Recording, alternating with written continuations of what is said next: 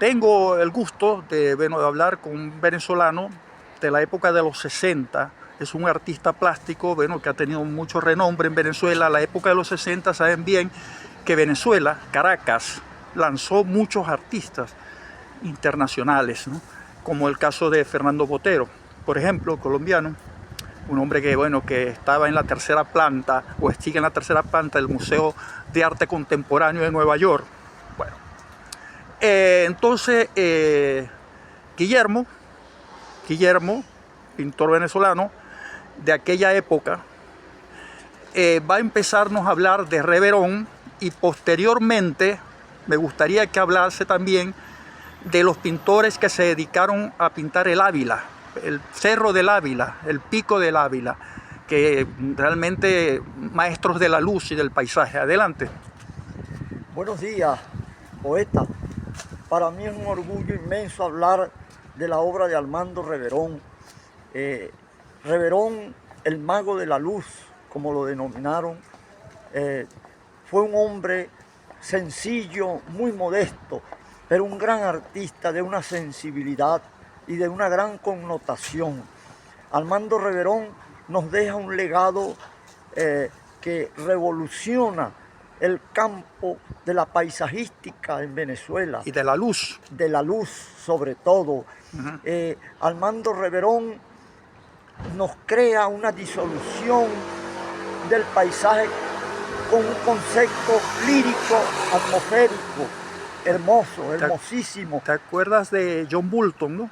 John Bulton, un gran promocionador, un coleccionista, un gran promotor del arte venezolano. Que llevó a Armando Reverón, inclusive, hicieron en Nueva York una exposición que tuvo una gran connotación en Caracas.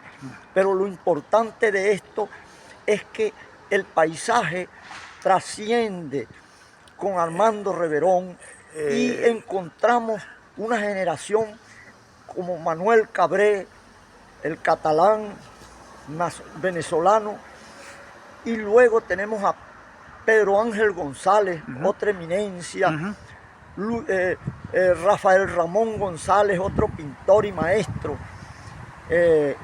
Tenemos una casta de paisajistas. Vallenilla. Vallenilla. Sí, no me acuerdo el nombre. Y luego otros que se me escapan ahora, como Luis Alfredo López Méndez, sí. Y otros, pues muy largo de decir. Pero lo importante de este legado, de estos artistas que marcaron un hito en una década en que el país, Venezuela, era próspero. Correctamente. Sí, era el centro donde llegaban de todos los países del mundo los grandes artistas. El Ávila tenía sus connotaciones de la luz, ¿no? Sí. De la perspectiva, de todo eso. Entonces Manuel Cabré, ¿cómo se llama el otro? Pedro Ángel González, Narváez también, ¿no? Francisco Narváez. Todos esos trabajaron sobre el Ávila. Sobre el Ávila. Sobre todo, la luz del Ávila, la perspectiva. Tenemos que reconocer que en un principio el pintor Armando Lira fue uno de los grandes promotores de esta casta de grandes artistas que motivaron a futuras generaciones a indagar en el paisaje venezolano.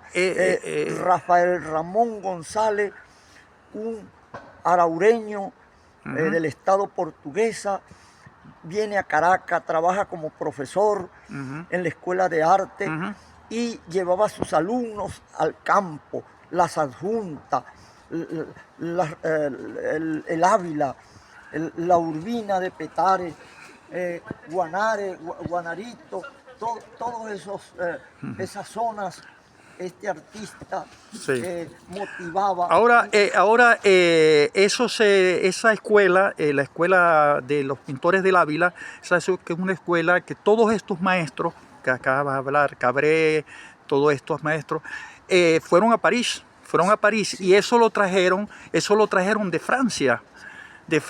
Por ejemplo, Paul Cézanne, ¿no? Sí, que pintó el puente ese el puente del sur de Francia, de Ois, a diferentes horas, porque descubrió que el color cambiaba, ¿no? Entonces esto fue trasladado a Venezuela y entonces pintaron en Caracas el Cerro del Ávila, el Pico del Ávila, de una majestuosidad directamente, ¿no? Y eso fue, ¿en qué años empieza esa escuela? Bueno, ya a partir de los años 50 y todo el transcurrir de la década de los 60, había una actividad tan creadora, tan importante, que encontramos que estos artistas eran revolucionarios en aquella temática tradicional, porque venían, claro, de la escuela de Paul Cézanne, donde ustedes recuerdan que todos los elementos en la naturaleza están sometidos a la geometría, al cono, al cilindro y a la esfera.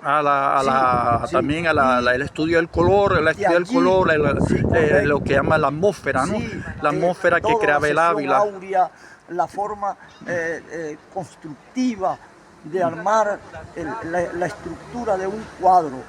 Y encontramos que estos maestros son los pioneros que dieron fuerza a una nueva generación como Alejandro Otero, Jesús Soto, claro, Carlos Cruz Diez, o sea, todo eso Mateo Manaure, Alirio Rama y otros que se escapan, que también dejaron un legado importante en su obra, pero allí encontramos todo el extracto, pero en un concepto contemporáneo.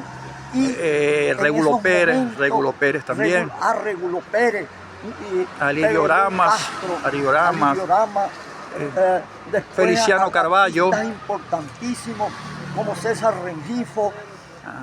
El maestro Bracho. El maestro Gabriel Bracho. Sí. Y tenemos Iván Petrovsky, artistas totalmente europeos que ingresaron a Venezuela en un momento importante. Y luego tenemos una galería al aire libre, que es la ciudad universitaria. Exacto, habla del aula magna. Del aula magna, que tiene un móvil de uno de los más grandes escultores norteamericanos. ¿Cómo se llama él? ¿Te acuerdas? Importante, ahorita les nombro ahí está. al artista Fernand Leyer. Leyer, es francés. Sí, francés. Y luego tenemos Leyer es francés. Y artistas, tenemos el venezolano, el escultor venezolano Carlos Cruz Diez. Sí, y una Jesús Soto. de artistas que recogen esa galería al aire libre, que es una galería. Yo creo que Osvaldo Viga también. Tuve el gusto de conocer en París. Un contemporáneo de esa época, muy bueno, que tiene grandes murales también hechos en técnicas modernas. O sea, se recogen un conjunto de obras eminentes. Tal vez esa sea una de las galerías de más trascendencia, porque recoge todo en el contexto universal. Ahora, realmente, claro, eso, evidentemente, eso cuando entra en el 98, ¿no? Entra Hugo Chávez, lo quiere sepultar, pero resulta que todas esas obras de esos grandes maestros están registradas a nivel mundial en grandes museos.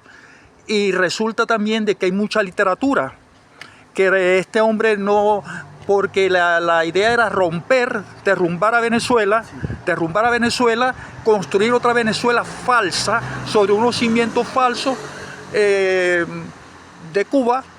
No culpo a los cubanos, porque los cubanos no tienen culpa de la dictadura de Castro, pero realmente entonces esa fue la intención de Chávez. Y bueno, este servidor que habla aquí, que lo conocen porque he sido muy crítico con el tema de Venezuela, a mí también me quiso sepultar. Y bueno, y tengo aquí la dicha de estar con este maestro venezolano, con Guillermo. Y Guillermo, el nombre del apellido era Márquez, ¿no? Sí. Y bueno, ahí está hacemos esto para que quede un precedente, ¿no? Un precedente de esa época, de una época de oro en Venezuela, que se proyectó a nivel internacional. Y no solamente en las artes plásticas, en el teatro, en la literatura. El grupo Rajatabla. Sí, trascendió la creación del, ¿te acuerdas? del zapato roto, la creación de los pequeños teatros de bolsillo bajo los puentes de la ciudad de Caracas. O sea que no pueden decir que se ocuparon de la clase baja, porque antes la clase baja también tenía sus personajes, ¿no? Sí, los salones oficiales que eran muy importantes, Cristóbal Rojas, el Salón de Valencia. Sí, donde participaban todos los artistas extranjeros y nacionales. Bueno. O sea, son tantos los... Esto es un cúmulo de... ¿Y qué estás haciendo ahora, Guillermo? ¿Estás pintando, no? Dedicado a la pintura, sí.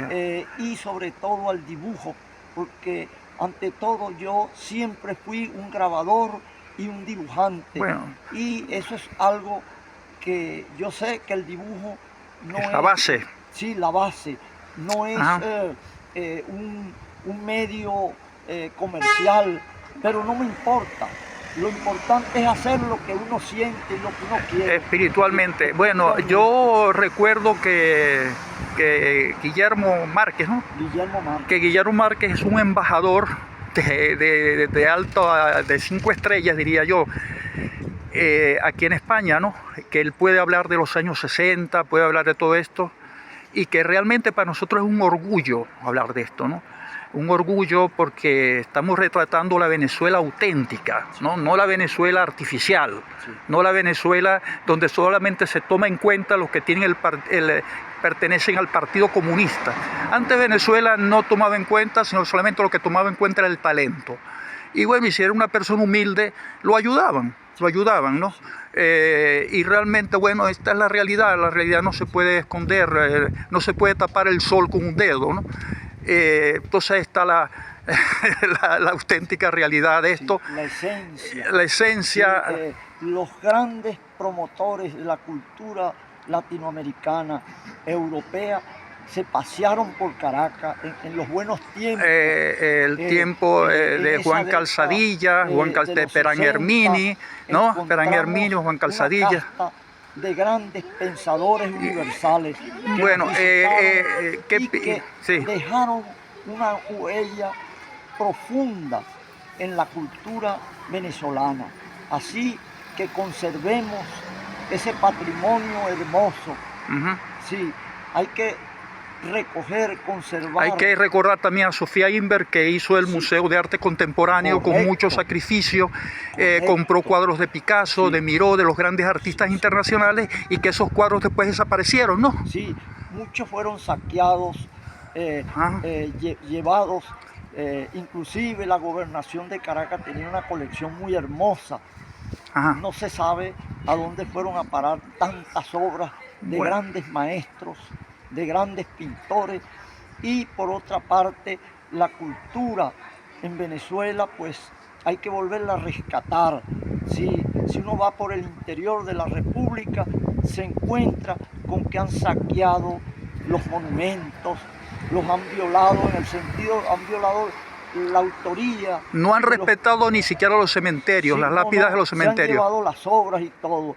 En una obra, una anécdota ligera para cerrar, encontré en una obra que había hecho hacía mucho tiempo atrás, me encontré con objetos de brujería. Se llevaron la espada del libertador Simón Bolívar, me encontré con una cruz de Caravaca y un poco de cosas, de monedas. O sea, es influencia cubana, sí, de la mala Cuba, porque sí, Cuba es una Cuba muy buena, que realmente hay que agradecer. O sea, hay que financiar. Tenemos que rescatar esa idiosincrasia. Bueno, si no se puede en Venezuela, lo hacemos aquí en España. ¿Te parece bien? No importa, lo importante es decir la verdad de lo que somos como venezolanos y de lo que queremos por nuestro país, rescatarlo. Muchas gracias, Guillermo. Un honor, poeta, artista, por esta pequeña entrevista. Muchas gracias. Gracias.